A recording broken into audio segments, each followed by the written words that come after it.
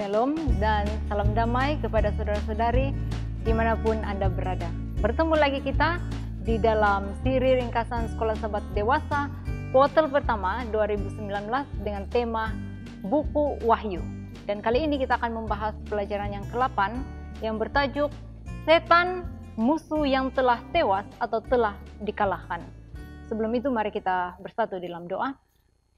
Bapa di surga, pada saat ini Bapa kami memohon pimpinan Roh Kudus untuk menyertai kami sementara kami mempelajari atau membahas pelajaran ini, supaya pelajaran ini benar-benar jelas kepada kami dan kami mengerti serta ini benar-benar berguna untuk kami pada akhir zaman ini. Di dalam nama Yesus kami berdoa.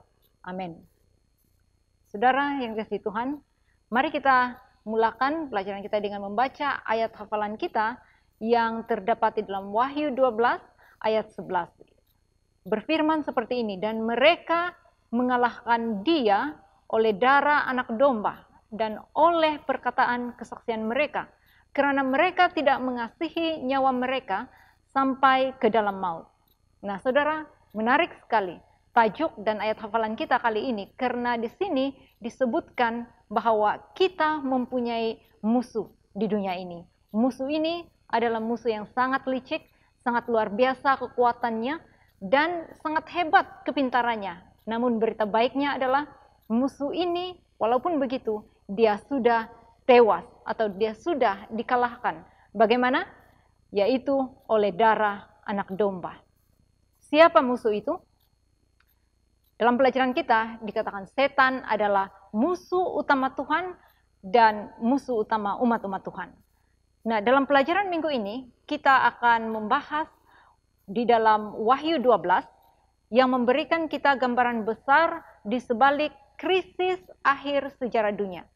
Dalam Wahyu 12 ini kita akan melihat bahwa oleh kerana ada musuh di alam semesta ini, maka ada peperangan yang telah terjadi, sedang terjadi dan akan terus terjadi sampai Yesus datang. Di dalam peperangan ini melibatkan dua karakter utama. Yang pertama adalah Yesus yang adalah kuasa baik, dan yang kedua adalah setan yang merupakan kuasa jahat yang menyebabkan kontroversi besar atau peperangan besar terjadi dalam alam semesta ini. Nah, malangnya akibat jatuh di dalam dosa, karakter ketiga terlibat di dalam peperangan ini, yaitu manusia, yaitu kita sendiri terlibat di dalam peperangan ini. Mari kita lihat dengan lebih dalam lagi perincian peperangan ini di dalam Wahyu 12. Di dalam Wahyu 12 ayat 1 dan 4, kita melihat di sana bahwa Yohanes melihat dua tanda besar di langit. Yang pertama, Yohanes melihat seorang perempuan yang mengandung, dan yang kedua dia melihat seekor naga merah padam yang besar. Mari kita lihat di dalam ayat yang pertama dan kedua. Maka tampaklah suatu tanda besar di langit. Seorang perempuan berselubungkan matahari dengan bulan di bawah kakinya dan sebuah mahkota dari 12 bintang di atas kepalanya. Ia sedang mengandung dan dalam keluhan dan penderitaannya hendak melahirkan. Ia berteriak kesakitan. Saudara, persoalannya siapakah perempuan yang mengandung ini? Nah, di dalam Alkitab, perempuan digunakan sebagai simbol umat Tuhan seperti yang terdapat dalam 2 Korintus 11 ayat 2. Dan di dalam Alkitab juga diberitahu bahwa terdapat dua jenis perempuan. Yaitu yang pertama perempuan yang suci atau murni yang melambangkan umat-umat Tuhan yang percaya dan tetap setia. Dan yang kedua perempuan sundal melambangkan umat Tuhan tetapi telah murtad. Nah, siapa perempuan mengandung yang disebutkan di dalam ayat yang pertama dan kedua dari Wahyu 12 ini? Ini melambangkan umat Tuhan, khususnya bangsa Israel, di mana daripada bangsa ini lahirlah Mesias atau Yesus. Namun di dalam ayat ke-13 hingga 17 nanti, perempuan itu melambangkan umat Tuhan, yaitu Israel rohani pada akhir zaman ini yang merupakan gereja benar yang melahirkan umat sisa. Nah, dikatakan dalam ayat ini bahwa perempuan itu berselubungkan atau memakai matahari. Matahari adalah lambang kepada karakter Kristus, kemuliaan karakter Kristus dan kebenarannya. Yesus adalah terang dunia ini. Dan kita sebagai umat-umat Tuhan diminta untuk memantulkan terang itu, memantulkan kasih atau tabiat kasih Tuhan kepada dunia ini. Dan seterusnya, di bawah kaki perempuan itu terdapat bulan yang melambangkan terang yang lebih kecil, merujuk kepada janji-janji dalam perjanjian lama yang menggambarkan atau membayangkan pekerjaan Kristus dalam era Injil. Seterusnya, di dalam ayat yang ketiga dan keempat, maka tampaklah suatu tanda yang lain di langit, dan lihatlah seekor naga merah padam yang besar, berkepala 7 dan bertanduk 10, dan di atas kepalanya ada 7 mahkota. Dan ekornya menyeret sepertiga dari bintang-bintang di langit dan melemparkannya ke atas bumi. Sekali lagi, siapakah, persoalannya, siapakah naga ini? Di dalam Wahyu 12 ayat 9, identiti naga ini dinyatakan dengan jelas sekali, yaitu naga itu melambangkan setan. Apa yang dimaksudkan dengan berkepala 7, bertanduk 10? Ini melambangkan agen-agen yang setan gunakan di dunia ini. Dan dalam ayat ini ia merujuk kepada Rom pagan dan spiritualisme. Dan naga itu, ekornya telah menyeret 1/3 daripada bintang-bintang. Ekor di sini melambangkan cara yang digunakan oleh setan untuk menipu. Dan bintang-bintang itu melambangkan malaikat-malaikat. Dan kita tahu bahwa ketika setan memberontak di surga, 1/3 daripada malaikat-malaikat telah tertipu dan mereka telah dilemparkan ke bumi. Dan mereka inilah yang membantu setan menentang Tuhan dan pekerjaan penyelamatannya di bumi ini. Seterusnya, apa yang terjadi kepada naga dan perempuan itu? Mari kita lihat di dalam sambungan daripada ayat yang keempat. Dan naga itu berdiri di hadapan perempuan yang hendak melahirkan itu untuk menelan anaknya segera sesudah perempuan itu melahirkannya. Persoalannya, siapakah anak yang dimaksudkan di sini dan mengapa naga itu mau menelan anak itu? Nah, untuk menjawab persoalan ini, kita kembali kepada kisah di Taman Eden, di dalam buku Kejadian. Di Taman Eden, ketika Adam dan Hawa jatuh di dalam dosa akibat godaan setan, Tuhan segera memberikan satu janji yang indah. Janji penyelamatan, di mana seorang anak dari keturunan perempuan itu akan dilahirkan untuk menebus manusia daripada dosa. Dan kepada ular itu, Tuhan mengatakan bahwa anak itu akan meremukkan kepala setan, yaitu melambangkan setan akan dikalahkan. Nah, sejak saat itu, setan menanti-nantikan anak itu dilahirkan. Mengapa? Untuk memusnahkan dia. Dan siapakah anak itu? Anak itu adalah Yesus Kristus yang telah lahir dari bangsa Israel. Dan ketika akhirnya Yesus telah dilahirkan, setan menggunakan Rom pagan untuk memusnahkan anak itu, memusnahkan bayi Yesus. Kita boleh melihat ini di dalam buku Injil, seperti yang terdapat di dalam Matius, di mana Raja Herodes berusaha untuk membunuh bayi yang berumur di bawah 2 tahun ketika Yesus lahir, dengan harapan agar dia boleh membunuh Yesus. Namun segala usaha setan untuk memusnahkan Yesus telah gagal, sehingga akhirnya di dalam ayat yang kelima dikatakan di sana, tiba-tiba anaknya itu dirampas dan dibawa lari kepada Allah dan ke taktanya, yang melambangkan Yesus yang telah diangkat naik ke surga. Nah, apabila usaha setan itu telah gagal, apa yang setan lakukan seterusnya? Mari kita lihat di dalam ayat yang ke-7 sehingga ayat yang ke-9. Maka timbullah peperangan di surga. Mikael dan malaikat-malaikatnya berperang melawan naga itu, dan naga itu dibantu oleh malaikat-malaikatnya. Tetapi mereka tidak dapat bertahan. Mereka tidak mendapat tempat lagi di surga. Dan naga besar itu, si ular tua yang disebut iblis atau setan, yang menyesatkan seluruh dunia, dilemparkan ke bawah. Ia dilemparkan ke bumi bersama-sama dengan malaikat-malaikatnya. Saudara, dalam petikan ini kita melihat bahwa telah berlaku peperangan di surga. Siapa yang berperang? Mikael, yang merupakan nama lain bagi Yesus, bersama dengan malaikat-malaikatnya berperang melawan naga itu, yaitu setan yang dibantu oleh malaikat-malaikatnya. Nah, seperti apakah peperangan itu? Buku Sekolah Sahabat kita mengatakan peperangan itu bukanlah seperti yang kita lihat di bumi ini, di mana berlaku tembak-menembak, menggunakan senjata, menggunakan kekerasan fisikal. Sebaliknya, peperangan itu adalah peperangan ide atau peperangan kata-kata. Nah, siapa yang menang atau siapa yang kalah di dalam peperangan ini? Dalam ayat ke-8 mengatakan bahwa mereka atau setan bersama malaikat-malaikatnya tidak dapat bertahan dan mereka tidak mendapat tempat lagi di surga sehingga mereka dilemparkan ke bumi. Apakah yang dimaksudkan oleh ayat ini? Nah, pada waktu bumi dan manusia diciptakan, Tuhan telah memberikan kuasa pemerintahan bumi ini kepada Adam. Tetapi pada waktu Adam telah jatuh dalam dosa karena tunduk kepada penipuan dan godaan setan, maka setan telah merampas kuasa pemerintahan ke atas bumi ini daripada Adam.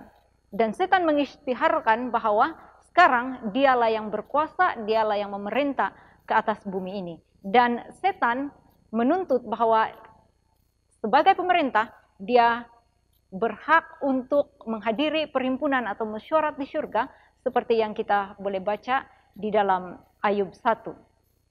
Nah, apa yang terjadi seterusnya pada waktu Yesus telah mati di kayu salib, dibangkitkan dan diangkat naik ke surga, pada saat itulah setan dikalahkan sepenuhnya. Dengan kematian Yesus, maka manusia telah ditebus daripada dosa dan dunia ini telah ditebus kembali. Di hadapan seluruh alam semesta, kuasa pemerintahan ke atas bumi ini dipindahkan daripada setan kepada Yesus, dan sekarang Yesus diisytiharkan sebagai pemerintah yang sah ke atas bumi ini. Dan sejak saat itu, setan tidak berhak sama sekali lagi untuk memerintah bumi ini, dan setan juga tidak berhak untuk menghadiri perhimpunan di surga. Sejak saat itu, setan dilemparkan ke bumi. Inilah yang dimaksudkan, dilemparkan ke bumi, di mana setan terkurung di bumi dan tidak boleh lagi keluar daripada bumi ini. Nah, saudara, kita boleh bayangkan apakah reaksi setan apabila dia menyadari bahwa dia telah dikalahkan dan dia telah dilemparkan ke bumi. Mari kita lihat di dalam ayat yang ke-13. Dan ketika naga itu sadar bahwa ia telah dilemparkan di atas bumi, ia memburu perempuan yang melahirkan anak laki-laki itu. Ketika setan menyadari bahwa sekarang dia telah dihalang daripada memasuki surga, kemarahannya itu sekarang dia tujukan kepada perempuan, yaitu umat Tuhan atau gereja Tuhan. Dan setan meneruskan peperangan itu dengan menyerang gereja Tuhan. Di dalam tulisan Ellen G. White, The Spirit of Prophecy, volume 3, muka surat 194 dan 195 menuliskan seperti ini. Setan mengetahui bahwa kerajaan yang telah dirampasnya akhirnya akan direbut daripadanya, bertekad untuk mendatangkan kesakitan, untuk memusnahkan sebanyak mungkin makhluk yang diciptakan Tuhan menurut gambarnya. Dia atau setan membenci manusia karena Kristus telah menunjukkan kepada manusia kasih yang mengampuni dan belas kasihan. Dan sekarang ia bersedia mempraktikkan ke atas manusia setiap jenis penipuan yang boleh menjatuhkan mereka. Dia meneruskan rancangannya dengan lebih kuat karena keadaannya sendiri tidak ada harapan.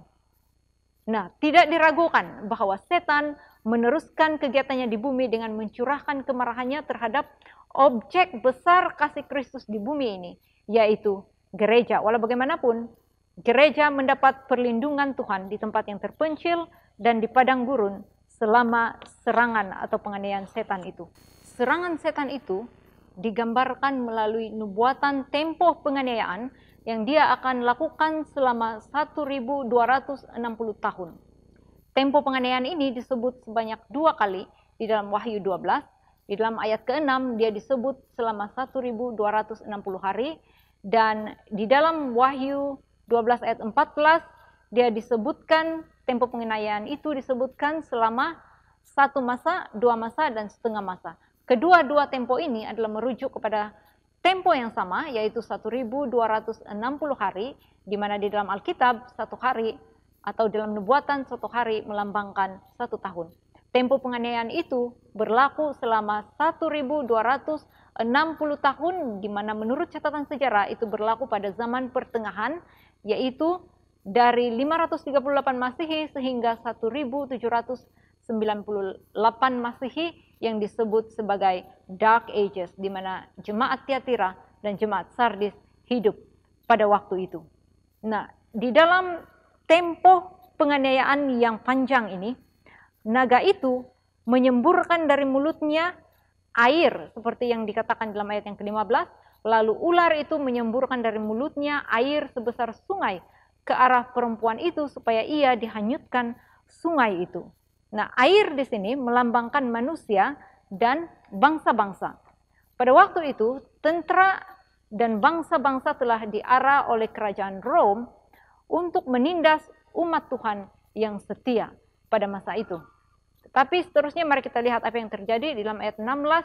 Tetapi bumi datang menolong perempuan itu. Ia membuka mulutnya dan menelan sungai yang disemburkan naga itu dari mulutnya. Pada penghujung nubuatan 1260 tahun ini, bumi telah menyelamatkan wanita itu. Bumi ini melambangkan negara Amerika, di mana di Amerika umat-umat Tuhan mendapat perlindungan dan kebebasan beragama. Seterusnya, peperangan ini tidak berakhir di sini, bahkan akan menjadi lebih sengit lagi.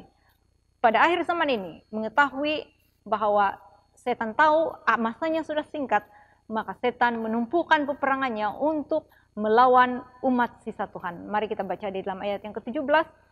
Maka marahlah naga itu kepada perempuan itu, lalu pergi memerangi keturunannya yang lain, yang menuruti hukum-hukum Allah dan memiliki kesaksian Yesus.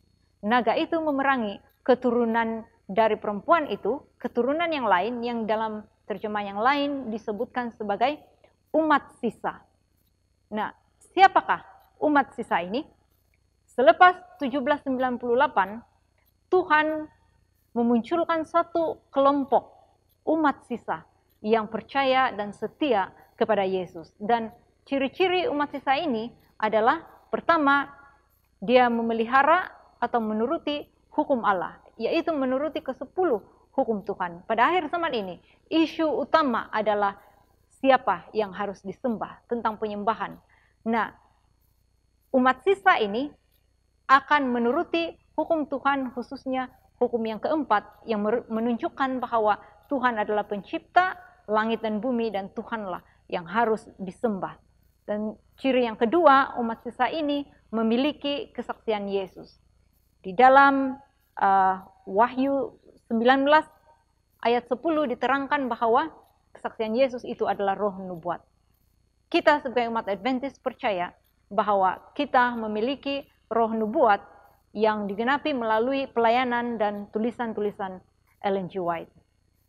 Saudara, pada akhir zaman ini, setan melipat gandakan usaha dan strateginya. Sepanjang sejarah gereja, setan bekerja menentang pekerjaan Tuhan melalui beberapa cara, antaranya melalui kompromi di dalam gereja, melalui paksaan, dan melalui penganiayaan dari luar. Namun pada akhir zaman ini, strategi setan kepada umat sisa adalah merangkumi unsur penipuan yang besar atau penyesatan yang besar. Dan sifat-sifat atau unsur-unsur penipuan itu adalah seperti ini. Setan mengadakan perbuatan-perbuatan yang ajaib dan spiritualisme. Yang kedua, setan menggunakan kuasa agama dan politik untuk memenangi dunia supaya dunia menyembah dia.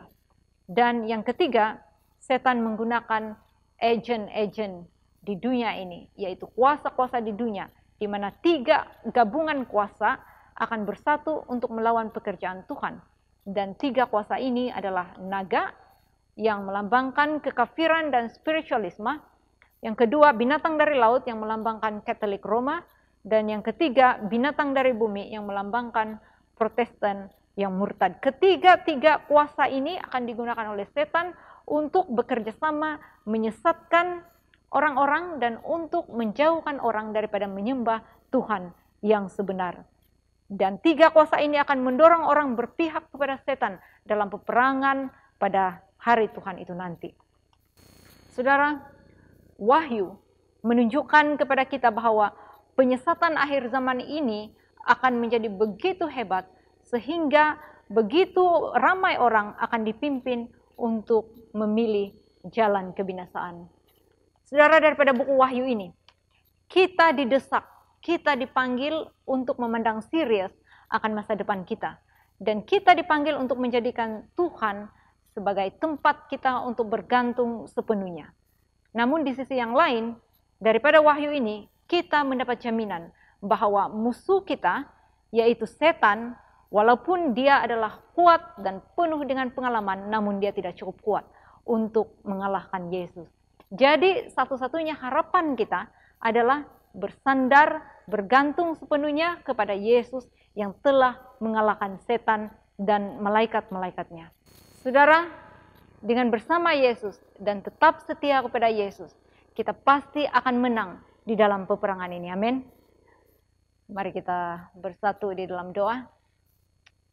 Bapa di surga, terima kasih bahwa Engkau memanggil kami untuk bergantung sepenuhnya kepadamu dalam menghadapi peperangan akhir zaman ini. Terima kasih di atas jaminan kemenangan melalui darah Yesus yang Kau berikan kepada kami. Biarlah setiap satu kami mendapat bahagian di dalam kemenangan ini sampai Yesus datang. Di dalam nama Yesus kami berdoa, kami bersyukur. Amin. Saudara, sampai kita jumpa lagi di dalam siri ringkasan yang seterusnya. Tuhan memberkati.